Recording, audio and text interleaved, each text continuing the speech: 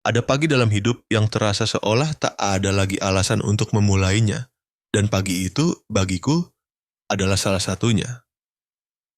Jakarta tetap riuh dan bergejolak seperti biasa. Deru sepeda motor, bunyi klakson, suara orang memanggil silih berganti di bawah sinar mentari yang belum terlampau terik. Namun, di kedai kopi kecil di sudut Jalan Sudirman, segalanya terasa membeku. Aku duduk sendiri, di hadapanku secangkir kopi hitam yang telah lama dingin. Uap tipisnya telah menghilang, hanya menyisakan aroma pahit, aroma yang mengingatkanku bahwa aku masih bernapas. Aku adalah Raffi Adrian, 38 tahun, CEO dari konglomerat Adrian Tech. Orang-orang menyebutku sukses, berkuasa, hidup di gedung-gedung kaca pencakar langit. Tapi aku tahu lebih baik dari siapapun ada hal-hal yang tak bisa dibeli seumur hidup. Seperti senyum istriku, Dina, dan seruan ayah dari putra kecilku yang pernah kuangkat. Keduanya telah meninggalkan dunia ini dalam sebuah kecelakaan 3 tahun lalu. Dan sejak saat itu, duniaku pun turut runtuh. Setiap pagi, aku tetap mengenakan jas melangkah ke lantai tertinggi perusahaan, mendengarkan laporan laba, dan menandatangani deretan proyek. Aku masih memainkan peranku sebagai orang yang sukses, namun di dalam, aku hampa. Malam hari, di penthouse yang luas, hanya ada bunyi detak jam dan suara angin yang menyelinap melalui jendela kaca. Aku telah terbiasa hidup tanpa emosi, layaknya mesin yang diprogram untuk sekadar ada. Pagi itu, aku duduk di kedai kopi Sudirman bukan untuk minum, melainkan hanya untuk melarikan diri dari keheningan. Aku memilih meja dekat jendela, tempat cahaya menyinari area kursi kosong di hadapanku. Anehnya, sejak kehilangan mereka, aku selalu menghindari kursi di seberang, karena takut menatap kekosongan yang pernah diisi oleh orang-orang yang kucintai. Aku sedang menunduk melihat ponsel, ketika sebuah suara kecil terdengar, bergetar namun jernih. "Om, boleh saya duduk di sini, cucu lelah sekali?" Aku mendongak. Di hadapanku adalah seorang anak laki-laki berusia sekitar 10 tahun. Kurus, berkulit sawo matang, kepalanya memakai topi rajut usang. Ia memeluk erat sebuah robot plastik yang retak, mata besarnya bersinar terang di tengah kelelahan. Aku terdiam beberapa detik. Sudah lama sekali tak ada yang menanyakan pertanyaan sesederhana itu padaku. Aku mengangguk pelan. "Duduklah." Anak itu tersenyum, duduk, dan meletakkan robotnya di atas meja. "Namanya Arga," katanya pelan. "Dan ini temanku, Harapan." Aku tertawa kecil, emosi langka yang kukira telah kulupakan. Harapan. Ya, artinya harapan. Ibu saya yang memberinya nama itu. Aku menarik syal di leherku, melingkarkannya di bahu anak itu. "Jakarta dingin di pagi hari," kataku, "jangan sampai sakit." Anak itu berterima kasih, suaranya kecil namun jelas. Ada sesuatu di matanya yang membuat hatiku tersentak. Tatapan yang pernah kulihat pada putraku polos, sekaligus berani secara ajaib. Aku hendak bertanya lebih jauh, ketika suara seorang wanita terdengar dari kejauhan. "Arga!" "Ya Allah, kamu di sini rupanya." Seorang wanita muda bergegas menghampiri, wajahnya cemas. Ia mengenakan jaket yang sudah usang, tangannya memegang kantong makanan. Ia membungkuk, suaranya meminta maaf. "Maafkan saya, Pak. Anak saya mengganggu Anda. Saya tidak tahu dia lari ke sini." Aku tersenyum, mengangkat tangan. "Tidak apa-apa, Bu. Anak ini sangat baik." Anak itu mendongak, dengan cepat berkata, "Om Raffi, ini ibu saya, nama ibu saya Nadia." Wanita itu sedikit terkejut mendengar anaknya menyebut namaku. Sepertinya Arga membaca nama di kartu nama yang kutinggalkan di meja. Aku hanya mengangguk, mataku tetap tertuju pada tangan kurus ibu itu. Tangan yang telah kapalan, namun tetap lembut meletakkan di bahu anaknya. "Terima kasih sudah menjaga anak saya," kata Nadia pelan, suaranya serak dan lelah. Aku menjawab, "Dia menggemaskan sekali. Saya hanya meminjamkan kursinya saja." Dia tertawa, tawa yang tipis seperti cahaya penghujung hari. Lalu ia menggandeng tangan anaknya, bersiap untuk pergi. Sebelum melangkah keluar pintu, Arga menoleh, melambaikan tangan, "Terima kasih, Om Syal." Karena syal yang kukalungkan padanya. Aku tertawa, lalu terdiam menatap ibu dan anak itu menghilang di tengah kerumunan orang di luar. Sosok kecil itu, ibu yang menuntun anaknya, berjalan di tengah kota raksasa, tiba-tiba membuatku merasa kecil.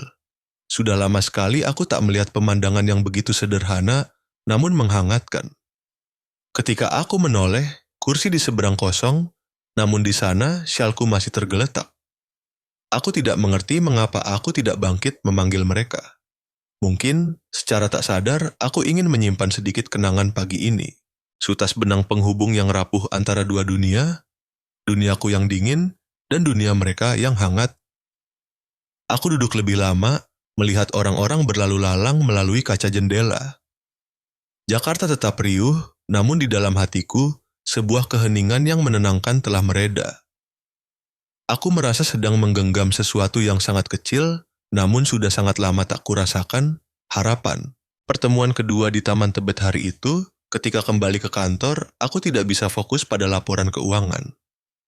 Setiap kali mendongak, bayangan anak laki-laki dengan robot retak itu muncul kembali. Aku bertanya pada diriku sendiri, anak sekecil itu, di tengah kota ini, harus sekuat apa untuk bisa tersenyum? Malam harinya, ketika melewati kawasan lama, aku berhenti di depan kedai kopi itu. Cahaya lampu kuning memancar dari bingkai jendela kaca, memantulkan bayangan kursi kosong. Masih di tempat yang sama, masih di meja dengan syal yang kutinggalkan. Aku masuk, duduk di kursi lama, menoleh ke sisi seberang. Aku menyentuh syal itu. Rasa hangat itu membuat hatiku sedikit menciut. 3 tahun ini, aku menghindari melihat kekosongan, karena itu mengingatkanku pada kehilangan. Namun hari ini, untuk pertama kalinya, aku menatap lurus ke kursi kosong itu, dan tidak lagi merasa takut. Mungkin Allah telah mengirimkan padaku sebuah sinyal, sangat kecil, sangat rapuh, namun cukup untuk membuat hati yang kukira telah mati berdenyut lagi. Mungkin perjalanan penyembuhanku dimulai dari seorang anak asing bernama Arga, dan seorang ibu dengan mata yang tahu cara tersenyum, bahkan ketika hidup terasa lelah. Aku tidak tahu bagaimana hari esok, tapi satu hal yang kupastikan, besok pagi aku akan kembali ke kedai kopi itu. Mungkin hanya untuk melihat kursi kosong itu, masih menunggu siapa. Ada pertemuan yang terasa seperti kebetulan, namun sebenarnya telah diatur oleh takdir. Seorang anak asing bisa membuat hati orang dewasa bersemi hanya dengan satu pertanyaan kecil, "Om, cucu boleh duduk di sini?" Jika Anda pernah menyaksikan seseorang, meskipun kecil, miskin, tetap memancarkan cahaya bagi orang lain, Anda akan mengerti bahwa terkadang mukjizat tidak datang dari langit, melainkan dari kebaikan hati manusia. Jika Anda percaya bahwa satu kata yang baik, satu isyarat yang hangat pun bisa mengubah sebuah kehidupan, tinggalkan komentar 1. 2 minggu telah berlalu sejak aku bertemu Arga di kedai kopi Sudirman. Aku masih kembali ke tempat itu beberapa kali seperti kebiasaan aneh. Kursi di seberangku, tempat Arga pernah duduk, masih kosong. Terkadang aku duduk berjam-jam hanya untuk melihat ke pintu, berharap sosok kecil itu akan kembali masuk, tersenyum dan mengucapkan kalimat yang akrab, "Om, boleh saya duduk di sini?" Namun anak itu tak kembali. Dan begitulah, aku mulai bertanya-tanya mungkinkah aku hanya membayangkan hal itu. Seperti fata morgana dari keyakinan yang pernah hilang, pagi itu langit Jakarta cerah sekali. Aku ada rapat dengan Dewan Investasi di Tebet, tetapi alih-alih langsung kembali ke perusahaan, aku memutuskan untuk berbelok ke taman terdekat. Ada sesuatu yang mendorongku untuk berhenti. Mungkin karena tawa anak-anak yang bergema di tengah pemandangan hijau dan sinar matahari yang lembut, suara yang sudah tak kudengar selama 3 tahun terakhir. Aku duduk di bangku batu, diam-diam mengamati. Di seberang, sekelompok anak sedang bermain bola. Seorang anak yang lebih kecil, kurus, mengejar bola dengan sekuat tenaga, dan ketika terjatuh, alih-alih menangis, dia tertawa. Lalu aku mengenali topi rajut yang akrab. Aku terpaku. Itu Arga. Anak itu melihatku, matanya berbinar. Om Syal, dia berteriak, melambaikan tangan. Untuk pertama kalinya setelah bertahun-tahun, aku tertawa, tawa yang tulus, tanpa dibuat-buat, tanpa perhitungan. Aku mengangkat tangan, membalas. Arga, sudah lama tidak bertemu, nak. Dia berlari menghampiri, terengah-engah, tapi wajahnya penuh kebahagiaan. Om, saya kira Om sudah pergi. Aku berlutut, menepuk debu di bahunya. Om cuman sibuk. Kamu sehat? Dia mengangguk kuat. Sehat? Kata ibu, kalau setiap hari saya berusaha tersenyum, hati akan terasa lebih ringan. Aku tertegun. Hati akan terasa lebih ringan. Sebuah kalimat sederhana dari anak 10 tahun malah membuat dadaku tersentak. Karena aku tahu, di balik senyuman itu ada rasa sakit yang nyata. Suara seorang wanita terdengar dari kejauhan, Arga, jangan lari terlalu jauh. Aku menoleh. Nadia, ibunya Buddha, sedang duduk di bangku batu, tangannya memegang buku usang, wajahnya kurus, namun matanya tetap jernih. Ketika dia melihatku, dia sedikit terkejut. Pak Raffi. Aku mengangguk, tersenyum ringan. Kebetulan sekali, saya tidak menyangka akan bertemu Anda berdua di sini. Nadia menunduk dengan sopan. Terima kasih atas bantuan Anda untuk Arga tempo hari. Dia selalu menyebut nama Anda. Dan syal itu, aku tersenyum. Simpan saja. Itu lebih cocok untuk anak Anda daripada saya. Dia tertawa kecil. Tawa itu sangat lembut, seperti cahaya yang menyelinap melalui celah pohon, tenang dan hangat. Kami duduk di tengah pagi Tebet yang tenang. Arga melanjutkan bermain bola di dekat sana, berlari sambil bernyanyi riang. Aku bertanya, anak itu sangat kuat. Dia sering bermain di sini. Ya, dokter menyarankan dia harus bergerak ringan. Dia menderita penyakit jantung bawaan, tapi saya percaya Allah selalu buka jalan bagi yang sabar. Tuhan selalu membuka jalan bagi mereka yang bersabar. Aku menatapnya. Bukan dengan tatapan kasihan, melainkan dengan kekaguman. Seorang wanita tunggal bekerja keras shift malam, masih bisa berbicara tentang hidup dengan suara setenang itu adalah hal yang belum tentu bisa dilakukan oleh orang kaya sepertiku. Anda bekerja di mana? Saya melayani di warung makan kecil di Cikini, malam hari saya membersihkan kantor. Arga sekolah setengah hari, sebagian besar waktu saya menitipkannya di sini, tempat yang ada cahaya dan tawa. Dia selesai berbicara, matanya mengikuti putranya. Aku menyadari dalam mata itu adalah kelelahan tetapi juga kekuatan yang ajaib seorang ibu yang tidak pernah menyerah karena cinta kepada anaknya. Aku tidak mengerti mengapa aku bertanya, apakah ada yang bisa saya bantu untuk Anda? Nadia tersenyum, menggelengkan kepala. Tidak perlu, Pak. Kami baik-baik saja. Asalkan Arga sehat, saya sudah cukup bersyukur. Saya tidak meminta kekayaan, saya hanya meminta diberi 1 hari lagi untuk melihat anak saya tertawa. Kalimat itu membuat tenggorokanku tercekat. Di duniaku, orang-orang sering menuntut lebih dari yang mereka butuhkan. Namun wanita ini hanya berharap untuk mempertahankan kebahagiaan anaknya, sederhana, namun begitu mendalam hingga membuatku merasa malu. Aku duduk di sana sangat lama, mendengarkan Arga tertawa riang. Ketika matahari mulai condong, dia berlari menghampiriku, menyodorkan robot plastiknya. Om, saya beri nama dia Harapan, Harapan. Tapi kata ibu, kalau kita terus memeluk semua hal, kita tidak punya tangan lagi untuk menerima hal baru. Jadi Om tolong jaga ya, takutnya saya kehilangan dia. Aku terkejut. Dia meletakkan robot itu di tanganku, mata bulatnya terbuka lebar. Sebuah isyarat yang polos, namun membuatku bingung secara aneh. Kenapa Om? Tanyaku. Karena Om terlihat seperti orang baik, dan karena ketika bertemu Om, saya tidak takut lagi. Aku terdiam. Dalam sekejap itu, aku merasa jantungku berdetak lebih kencang setelah lama tertidur. Seorang anak 10 tahun, sakit jantung, hidup dalam kemiskinan, justru mengatakan padaku, orang yang pernah memiliki segalanya, bahwa dia tidak takut lagi. Sementara aku, selama 3 tahun, hidup dalam ketakutan yang tak bernama. Aku meremas pelan robot itu di tanganku.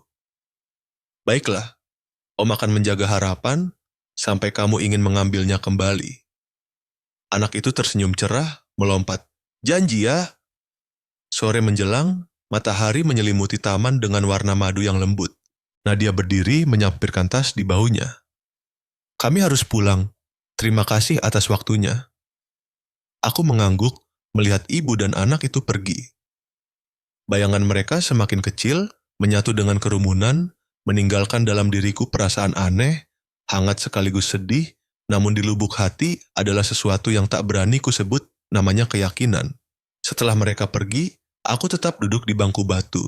Robot harapan terletak di tangan, sinar matahari memantul melalui lapisan plastik yang retak menciptakan kilauan yang berkilau. Aku berbisik pelan, seolah berbicara pada diriku sendiri.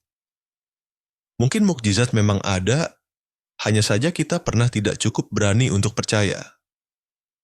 Untuk pertama kalinya setelah bertahun-tahun, aku merasa ingin percaya pada sesuatu yang tak terlihat, namun nyata ada di telapak tangan, dalam tawa seorang anak, dan dalam ketabahan seorang ibu. Aku meninggalkan taman ketika senja telah tiba, hati terasa lebih ringan. Dalam pikiranku terngiang kalimat Nadia, Allah selalu buka jalan bagi yang sabar. Mungkin jalan yang kupikir sudah tertutup sejak lama, sedang terbuka lagi, dengan cahaya dari orang-orang sederhana itu. Terkadang, orang tidak menemukan cahaya karena mereka terlalu sibuk melihat ke langit, padahal cahaya sejati datang dari orang-orang kecil di sekitar kita.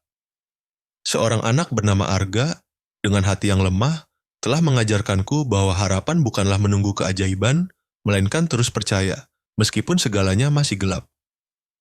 Jika Anda dihadapkan antara satu sisi yaitu kehidupan yang nyaman, namun hampa, dan satu sisi adalah berbagi yang kecil namun tulus, Anda akan memilih apa? Silakan komentar satu jika Anda percaya bahwa cahaya Allah bisa datang dari hal-hal yang paling kecil, atau dui, jika Anda masih mencari alasan untuk percaya. Badai fitnah. Orang sering berkata, ketika kamu mulai membuka hati, mencoba percaya pada hal baik, dunia akan menguji keyakinan itu. Aku tidak tahu seberapa benar kalimat itu, sampai cahaya kecil dalam hidupku diselimuti oleh badai bernama opini publik. Pagi itu dimulai dengan pesan singkat dari Departemen Komunikasi. Pak, Anda harus lihat berita ini sekarang. Disertai tautan ke sebuah artikel yang menyebar dengan kecepatan tinggi. Judulnya dingin, setajam pisau, CEO, Raffi Adrian diduga mengarang kisah amal dengan ibu dan anak miskin untuk memoles citra perusahaan. Di bawahnya adalah foto aku sedang menggendong Arga di rumah sakit, wajah anak itu pucat, lehernya masih terlilit selang oksigen. Foto itu dipotong tepat pada saat aku membungkuk menyeka keringatnya. Namun dengan lensa media, tindakan itu diubah menjadi sandiwara kemanusiaan. Aku terdiam. Tenggorokanku tercekat seolah ada yang mencekik. Aku tahu di mana, kapan foto itu diambil, dan satu-satunya orang di sana saat itu selain aku dan Nadia adalah Mira. Aku ingat Mira dengan jelas. Dia adalah sekretarisku selama 3 tahun, cerdas, dinamis, setia sepenuhnya. Banyak orang di perusahaan mengatakan Mira terlalu sempurna untuk sekadar menjadi karyawan. Aku selalu menjaga batas, namun mungkin justru keheningan itu yang membuatnya memupuk perasaan berbahaya di hati, cinta tak berbalas yang bercampur obsesi. Belakangan ini, Mira mulai menunjukkan ketidaknyamanan ketika melihatku meninggalkan perusahaan lebih awal dari biasanya. Aku tidak menyembunyikan cerita bahwa aku bertemu Nadia dan Arga. Aku hanya mengatakan dengan sederhana, seorang teman lama dan putranya membutuhkan bantuan. Tapi tatapannya hari itu, aku masih ingat, aneh sekali, lebih dingin dari hujan bulan Maret. Hanya dalam beberapa jam, artikel itu menyebar di seluruh media sosial. Komentar berdatangan, satu lagi trik PR murahan. CEO kaya tapi pura-pura jadi orang baik, menjijikan. Ibu dan anak itu pasti dibayar untuk berakting. Kata-kata itu seperti pisau yang menusuk tepat ke jantung. Saham perusahaan jatuh ratusan hanya dalam satu hari. Ruang rapat tegang seperti senar biola. Karyawan berbisik di belakangku, sementara mitra menunda kontrak. Aku melihat foto yang dicetak di layar dalam rapat darurat. Arga dalam pelukanku, seorang anak sakit yang diseret ke dalam badai. Aku menutup mata, berusaha tetap tenang. Dalam hidup, aku pernah menghadapi transaksi yang kejam, kejatuhan saham jutaan dolar, tapi tak pernah aku merasa tak berdaya seperti saat ini, ketika orang meragukan kebaikan hatiku sendiri. Aku memanggil Mira ke ruang kerja. Dia masuk, matanya cemas bercampur takut. Aku meletakkan koran di meja, suaraku berat, "Kamu tahu tentang ini?" Dia terdiam, tangannya sedikit gemetar. Tak perlu berkata-kata lagi, aku mengerti semuanya. "Mengapa?" tanyaku, suaraku tercekat. Dia menunduk, air mata jatuh. "Karena saya mencintai Anda. Saya sudah berada di sisi Anda selama 3 tahun. Melihat Anda kesepian, melihat Anda perlahan membuka hati, tapi bukan untuk saya, melainkan untuk wanita lain. Sehati-hatiannya seorang wanita yang tidak punya apa-apa selain kemiskinan. Saya tidak tahan." Aku menatapnya lama sekali. Dalam momen itu, aku tidak melihat seorang karyawan yang berkhianat, melainkan melihat seseorang yang tersesat dalam emosi. "Mira, cinta tidak bisa dibangun di atas kebohongan. Kamu telah menghancurkan 2 orang tak bersalah hanya karena rasa sakitmu sendiri." Dia menangis terisak, berlutut. Aku menghela napas. Aku memaafkan, tapi hentikan. Cari kembali dirimu sebelum kehilangan cahaya sepenuhnya. Aku pikir semuanya akan berhenti di situ. Tapi media tidak pernah tidur. Keesokan harinya, mereka mendatangi rumah Nadia. Aku menerima panggilan telepon di malam hari. Suara Nadia bergetar. "Mas Raffi?" Wartawan berdiri di depan rumah saya. Mereka mengambil foto, menanyakan berapa banyak uang yang saya terima untuk berakting. Arga ketakutan, dia bersembunyi di balik tirai. Aku bangkit, jantungku menciut. Jangan keluar, biar saya yang urus. Tapi tidak bisa. Keesokan paginya, foto rumah kecil Nadia bersama tulisan "Ibu tunggal pura-pura miskin" membanjiri halaman berita. Arga menceritakan padaku kemudian bahwa hari itu, ketika pergi ke sekolah, dia diejek oleh teman sekelas. "Ibumu main film iklan ya? Kok miskin tapi tinggal sama CEO?" Anak itu terdiam, pulang ke rumah, menangis di bahu ibunya. Dan Nadia, dia tidak mengatakan apa-apa padaku. Dia hanya meninggalkan pesan singkat, "Saya berterima kasih atas segalanya. Tapi saya tidak ingin Arga tumbuh dalam bayangan Anda. Saya membawa anak saya kembali ke Bandung." Pesan itu berakhir dengan 2 kata, "Mohon maaf." Malam itu, Jakarta diguyur hujan. Aku berdiri di depan rumah mereka, melihat kontrakan kecil itu gelap gulita. Pintu besi telah terkunci. Tidak ada yang menjawab. Hanya ada suara hujan yang jatuh, dingin dan berat. Aku mendongak, melihat ke langit, berbisik. Jika ini cara Tuhan mengajarku untuk menjadi rendah hati, aku terima. Tapi kumohon, jangan biarkan mereka menderita karenaku. Aku menyetir kembali di malam hari. Hujan sangat lebat hingga kaca depan buram, sama seperti cara dunia melihatku. Tidak jelas, tidak simpatik. Di dalam hati, sebuah perasaan aneh menyerbu. Bukan kemarahan, bukan keputusasaan, melainkan kekosongan yang menakutkan. Untuk pertama kalinya setelah 3 tahun, aku merasa kehilangan bukan hanya reputasi, tetapi juga sesuatu yang lebih berharga, keyakinan yang baru saja kutemukan kembali. Kadang-kadang ketika Anda percaya bahwa hidup mulai tersenyum pada Anda, takdir justru berpaling hanya untuk melihat apakah Anda benar-benar cukup kuat untuk terus percaya. Jika Anda pernah menyaksikan seseorang disalahpahami hanya karena mereka melakukan hal yang benar, Anda akan mengerti betapa sakitnya perasaan itu. Carilah di kanal saya kisah-kisah lain, di mana orang-orang biasa telah bangkit setelah tuduhan palsu.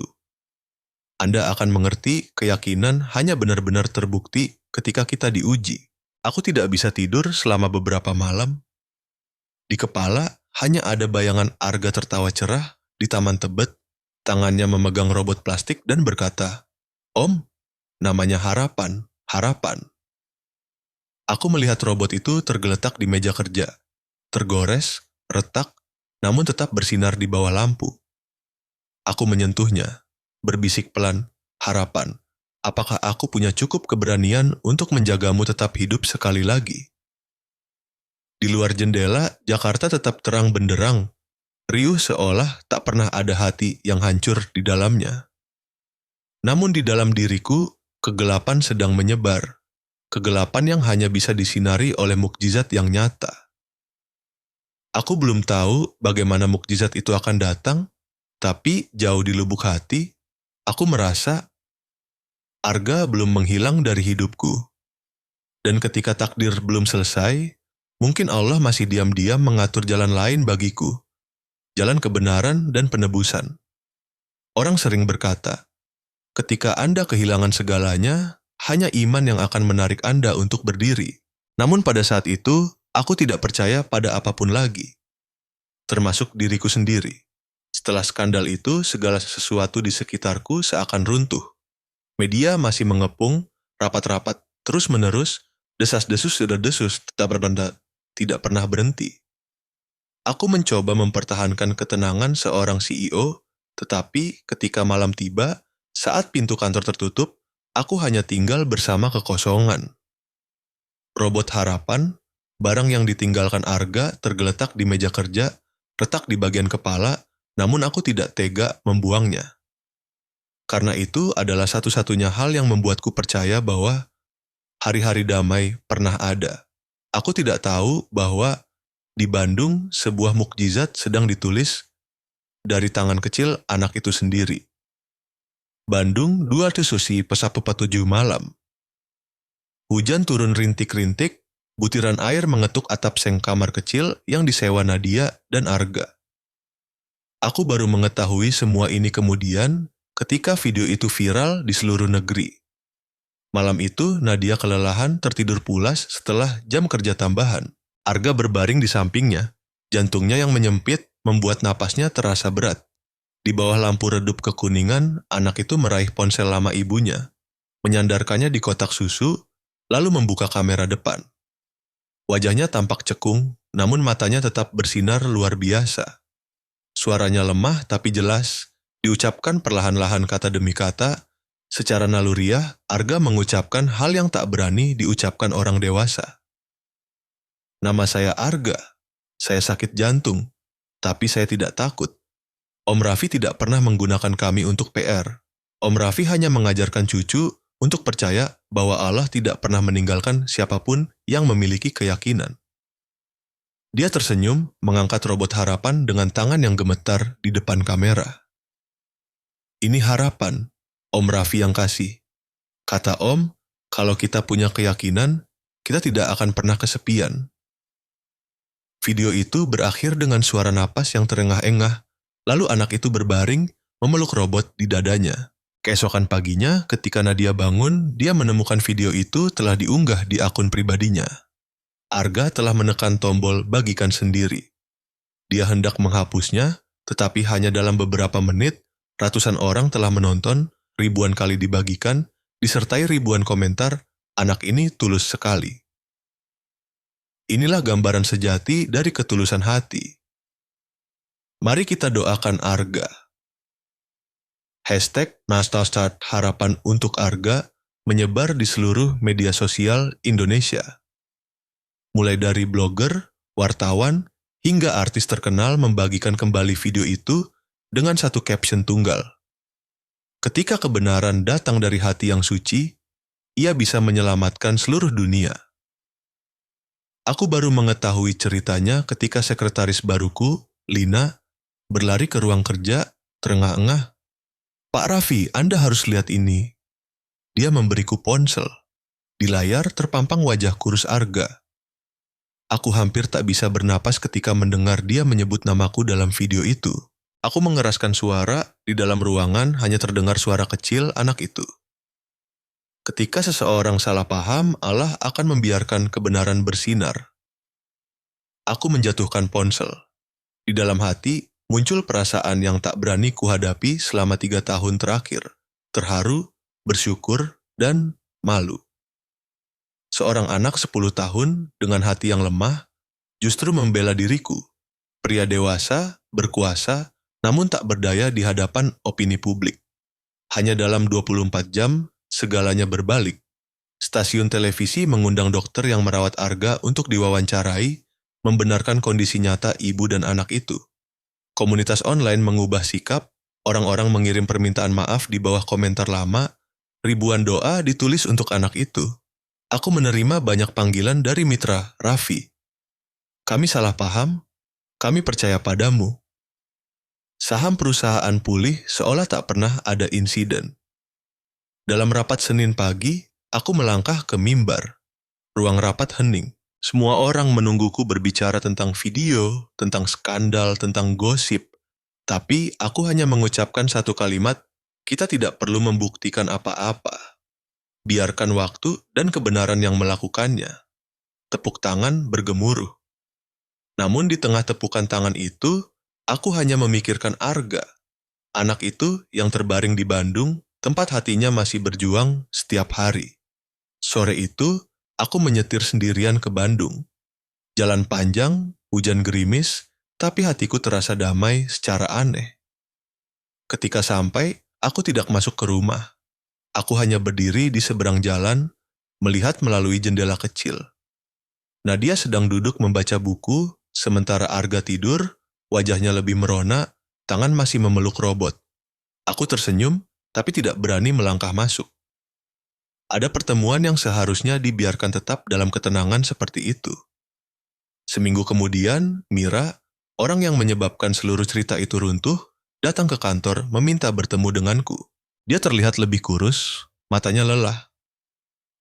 Pak Raffi, saya ingin minta maaf, saya tidak menyangka semuanya akan menjadi seperti ini. Saya salah. Aku menatapnya lama sekali. Mira adalah simbol kegelapan di babak sebelumnya dalam hidupku. Tempat kecemburuan, luka, dan keegoisan telah mengubah kebaikan menjadi rasa sakit. Aku hanya berkata pelan, saya memaafkan. Semoga kamu menemukan kembali kebaikan di dalam hatimu. Sama seperti saya sedang menemukan kembali keyakinan yang pernah hilang. Dia mengangguk, air mata mengalir, lalu diam-diam pergi. Malam itu, aku kembali ke rumah, menyalakan komputer. Di layar, video Arga masih viral, tapi kali ini bukan hanya doa, melainkan tindakan. Ribuan orang menyumbangkan uang untuk anak-anak penderita penyakit jantung, banyak yang mengirim surat kepadaku, mengatakan bahwa mereka telah belajar sesuatu tentang kemurahan hati, tentang kepercayaan, tentang harapan. Aku membuka lemari, mengambil syalwal tua yang pernah kukalungkan pada Arga pada pagi pertama di kedai kopi Sudirman. Kini, syal itu telah usang, tapi masih beraroma kopi dan hujan. Aku melipatnya, meletakkannya di samping robot. Bersebelahan, keduanya seperti dua bagian dari keajaiban yang sama. Keajaiban yang lahir dari keyakinan seorang anak. Larut malam, aku menulis di buku catatanku. Ada hal-hal, meskipun seluruh dunia menyangkal, tetap ada. Karena mereka tidak perlu dibuktikan dengan kata-kata, melainkan dengan hati.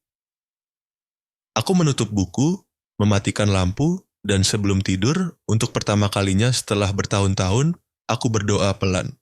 Ya Allah, jika aku bisa melakukan sesuatu untuk anak itu, berilah aku kesempatan.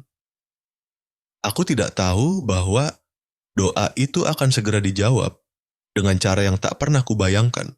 Penebusan di ruang operasi, orang sering berkata ada momen dalam hidup yang membuat Anda menyadari. Uang, kekuasaan, ketenaran, semua hanyalah angka tak berarti ketika diletakkan di samping satu nyawa yang perlahan meredup di depan mata. Dan bagiku, momen itu tiba pada suatu pagi yang hujan di Bandung. Aku baru saja kembali ke Jakarta setelah serangkaian rapat panjang ketika menerima telepon dari Nadia. Suaranya bergetar, terputus-putus. "Raffi, Arga pingsan," kata dokter, "jantungnya terlalu lemah." Aku menjatuhkan semua yang ada di meja. Ponsel terlepas dari tangan, jatuh ke lantai keramik tapi aku tak lagi peduli. Hanya semenit kemudian, aku sudah berlari keluar kantor, menyetir seperti orang gila menuju Bandung. Sepanjang perjalanan, suara klakson mobil, suara hujan menghantam kaca, suara jantungku berdebar kencang, menyatu menjadi satu suara tunggal, ketakutan. Aku sudah kehilangan istri dan putraku. Aku tidak bisa membiarkan itu terulang lagi. Ketika tiba di rumah sakit, Nadia sedang duduk di luar koridor, kedua tangan memeluk kepala, matanya merah karena menangis. Ketika melihatku, dia melompat berdiri, air mata tumpah. "Anda datang?" Suaranya tercekat. Mereka bilang jika tidak segera ditemukan sumsum tulang belakang yang cocok, Arga tidak akan selamat. Aku melangkah mendekat, meletakkan tangan di bahunya. "Saya jangan akan tes, sekarang juga." Kepala dokter jantung, seorang pria Sunda yang tenang, menatapku melalui kacamata tebalnya. "Anda yakin, Pak Raffi? Kami membutuhkan sumsum dari orang dengan kelompok gen yang cocok. Dan Anda punya riwayat penyakit jantung. Operasi pengambilan sumsum tulang belakang bisa berbahaya." Aku menatapnya lurus di mata. Jika nyawa saya bisa membantu anak itu hidup, saya bersedia. Bukan kata-kata seorang CEO, melainkan kata-kata seorang ayah yang pernah kehilangan segalanya, memohon satu kesempatan untuk memperbaiki kesalahan dengan takdir. Hasil tes datang di sore hari.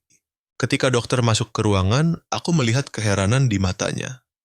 "Sulit dipercaya. Sampel Anda sangat cocok. Seperti memiliki darah yang sama." Aku tercengang. Kalimat itu membuatku tercekat selama beberapa detik. Tapi aku tidak bertanya lebih jauh. Pada saat itu, tak ada yang lebih penting daripada menyelamatkan Arga. Operasi dijadwalkan keesokan paginya. Malam sebelum operasi, aku berdiri sendirian di dekat jendela rumah sakit. Cahaya lampu kota memantul melalui kaca, memantulkan bayanganku, samar dan lelah. Aku bertanya pada diriku sendiri, mungkinkah Allah memberiku kesempatan kedua untuk membuktikan bahwa kebaikan hati tidak perlu dijelaskan, melainkan hanya perlu dijalani dengan tulus? Nadia melangkah mendekat, membawa segelas air. Dia berkata pelan, "Anda tidak perlu melakukan ini, Raffi. Saya berterima kasih, tapi saya tidak ingin Anda mempertaruhkan nyawa Anda untuk kami." Aku berbalik, menatapnya lurus. "Nadia, 3 tahun lalu, saya berdiri melihat istri saya perlahan meninggal di ranjang rumah sakit, tak bisa berbuat apa-apa. Saya kehilangan putra saya dalam panggilan telepon yang tak bisa saya jawab tepat waktu. Saya tidak ingin kali ini rasa sakit itu terulang pada orang lain." Air matanya jatuh, tak sempat dicegah. "Anda tidak berutang apa-apa pada saya?" Aku tersenyum lembut. "Mungkin saya berutang pada diri saya sendiri. Berutang pada keyakinan yang telah Arga tanamkan pada saya." Keesokan paginya, operasi dimulai. Pintu ruang operasi tertutup, lampu merah menyala. Nadia duduk di luar koridor, tangannya mencengkeram tasbih, bibirnya bergumam doa. "Ya Allah, jika Engkau hendak mengambil seseorang hari ini, ambillah hamba, jangan Arga." Suaranya tercekat. Hujan di luar mulai turun deras, bercampur dengan air mata seorang ibu. Waktu berjalan terasa sangat lambat. Setiap menit terasa sepanjang hidup. Pukul 7 pagi, 8, lalu 9, lampu ruang operasi masih menyala merah. Aku tidak ingat banyak selama operasi. Hanya lampu-lampu yang bersinar terang di atas kepala, suara mesin yang berbunyi bip-bip, lalu kegelapan yang pekat. Di tengah kesamaran, aku melihat bayangan Arga berlari di atas rumput, memegang robot harapan, mulutnya memanggil, "Om, harapan belum mati, Om." Aku tertawa dalam mimpi, tawa pertama yang bisa kurasakan dengan sepenuh hati. Di luar, ketika operasi memasuki jam ke-6, lampu ruang bedah padam. Dokter keluar, wajahnya penuh keringat. Keduanya selamat. Ini adalah mukjizat. Nadia ambruk, menjatuhkan kepala ke lantai, air mata bercampur ucapan syukur, Alhamdulillah. Ketika aku sadar, cahaya pertama yang kulihat adalah dari jendela rumah sakit. Semuanya buram, hanya ada suara lembut dari alat pemantau detak jantung. Di ranjang sebelah, Arga masih tidur pulas, wajahnya lebih merona dari sebelumnya. Aku menoleh, melihat Nadia duduk di samping, matanya bengkak karena menangis dan kurang tidur. Dia tersenyum, suaranya bergetar. Anda berhasil, kalian berdua hidup. Aku dengan lemah menggenggam tangannya, berbisik, kau lihat. Harapan masih hidup. Setetes air mata jatuh ke tanganku. Entah itu air matanya atau air mataku sendiri. Beberapa hari kemudian, ketika kami berdua pulih, kepala dokter jantung datang menjenguk. Dia tersenyum ramah. Saya belum pernah melihat kasus seperti ini. Sumsum Anda cocok hampir mutlak. Mungkin Allah memang punya alasan sendiri mengapa Dia mempertemukan kalian berdua. Aku hanya diam, namun di dalam hati mengerti dengan jelas. Ada hubungan takdir yang tak perlu dijelaskan, cukup hanya dengan meyakini. Malam itu, ketika semua orang sudah tidur, aku duduk, melihat Arga terbaring di ranjang sebelah, tangannya masih memeluk robot harapan. Aku bertanya pada diriku sendiri mengapa seorang anak asing membuatku rela mengorbankan segalanya. Dan mengapa ketika melihat senyum lemah itu, aku justru merasa aku baru hidup sekali lagi. Mungkin karena di matanya, aku melihat kembali putraku. Dan lebih dari itu, aku melihat kembali sisi kemanusiaan yang telah hilang ketika aku terlalu sibuk mengejar gemerlap dunia ini. Aku berdoa pelan, ya Allah. Terima kasih telah memberiku kesempatan untuk mencintai dan diampuni. Di luar, fajar menyingsing perlahan. Cahaya pertama menembus tirai putih, jatuh tepat di wajah Arga. Dia bergerak, membuka mata, menatapku, tersenyum kecil. Om, saya masih hidup. Aku tersenyum, menjawab dengan suara serak, ya, dan Om juga. Saat itu, aku tahu, kehidupan tidak dapat diukur dari jumlah tahun kita ada, melainkan dari jumlah kali kita berani memberi kasih sayang tanpa mengharapkan balasan. Kursi yang selalu terbuka. Orang bilang, luka yang terdalam tidak pernah hilang. Mereka hanya tertidur ketika disentuh oleh kasih sayang. Dan tepat 1 tahun setelah hari aku melangkah ke ruang operasi itu, barulah aku benar-benar mengerti apa artinya penyembuhan. Suatu pagi di bulan Ramadan, Bandung diselimuti suasana yang sejuk. Suara azan bergema dari masjid di ujung gang, aroma kue putu tercium di udara, dan tawa anak-anak riuh di sepanjang jalan. Aku duduk di bangku panjang di depan pusat kesehatan melihat Arga sedang mengejar anak-anak lain di halaman. Anak itu berlari kencang, sehat, wajahnya bersinar di bawah sinar matahari pagi. Melihatnya, hatiku sedikit tersentak. Tapi bukan lagi rasa sakit, melainkan kebahagiaan yang murni. Setahun lalu, aku hampir kehilangan nyawa untuk menyelamatkan anak ini. Sekarang, justru senyumnya yang menyelamatkanku dari kekosongan setiap hari. Nadia duduk di sampingku dengan baju kurung putih sederhana. Dia baru kembali dari kantor Yayasan Arga N Harapan. Dia berkata pelan, hari ini ada 3 kasus baru yang berhasil dioperasi. Semuanya didanai oleh yayasan. Aku mengangguk. Nama yayasan itu adalah idenya Arga N Harapan, anak-anak dan harapan. Setiap kali aku mendengar seseorang menyebut nama itu, aku teringat robot plastik yang Arga berikan padaku di Taman Tebet setahun lalu, dan juga kalimat yang mengubah seluruh hidupku. Om, tolong jaga ya, takutnya saya kehilangan harapan. Aku benar-benar menjaganya, dan berkat itu, aku menemukan kembali diriku sendiri. Setahun berlalu, kami bersama-sama membangun yayasan, memperluas program bantuan untuk anak-anak miskin penderita penyakit jantung di seluruh Indonesia. Nadia mengurus kegiatan komunitas, sementara aku bertanggung jawab atas keuangan, mengajak perusahaan-perusahaan untuk berpartisipasi. Tapi hal yang paling membuatku bahagia bukanlah jumlah sumbangan yang meningkat setiap bulan, melainkan surat-surat terima kasih yang ditulis dengan tulisan cakar ayam dari anak-anak yang belum pernah kami temui. Satu surat yang selalu kuingat, dari seorang gadis kecil di Surabaya, "Om Raffi, saya belum pernah melihat laut, tapi saya yakin laut itu sama seperti mata ibu saya ketika melihat saya. Terima kasih Om, sudah memberi saya kesempatan untuk tumbuh." Setelah selesai membaca, aku tidak bisa menahan air mata. Nadia melihatnya, hanya tersenyum. Terkadang, kita menyelamatkan satu nyawa, tapi justru kita sendiri yang diselamatkan. Kalimat itu selalu kupegang teguh. Malam itu, aku menerima pesan dari Arga Om. "Besok kita ke Jakarta ya, saya mau kembali ke kedai kopi lama, tempat saya ketemu Om pertama kali." Aku tersenyum. Kedai kopi Sudirman, tempat segalanya bermula. Tempat seorang anak asing membangunkan hatiku setelah 3 tahun beku. Tempat satu kalimat sederhana, "Om, boleh saya duduk di sini," telah mengubah seluruh kehidupanku. Keesokan paginya, kami berangkat dari Bandung kembali ke Jakarta. Arga duduk di kursi belakang, bersenandung sambil memeluk robot harapan, barang yang telah direkatkan dengan hati-hati.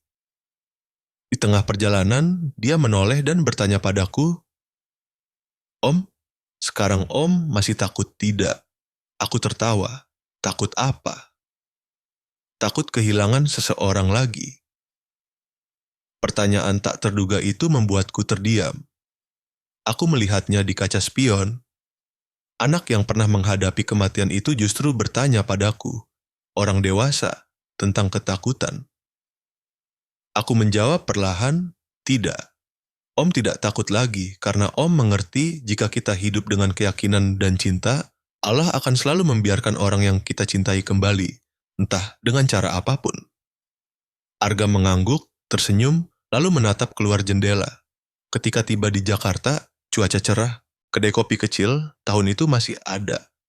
Tersembunyi di antara gedung-gedung tinggi yang baru tumbuh, masih mempertahankan papan kayu yang sedikit usang, aroma kopi yang harum bercampur dengan bau kue manis.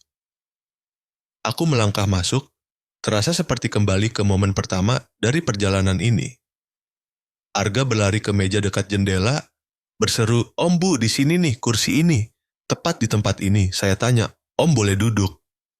Aku tertawa. Nadia berdiri di samping, matanya memancarkan perasaan yang sulit diungkapkan. Dia meletakkan tangan di bahu anak itu, berkata pelan, "Dan sejak saat itu Allah membiarkan kita duduk bersama selamanya." Aku menatap mereka, dua orang yang telah melewati badai bersamaku, dan mengerti bahwa semua kehilangan di masa lalu adalah cara Tuhan mempersiapkanku untuk menerima hadiah ini. Ketika pelayan membawakan kopi, aku membuka tas kerjaku, mengeluarkan sebuah kotak kecil. Aku berdiri, melangkah ke hadapan Nadia.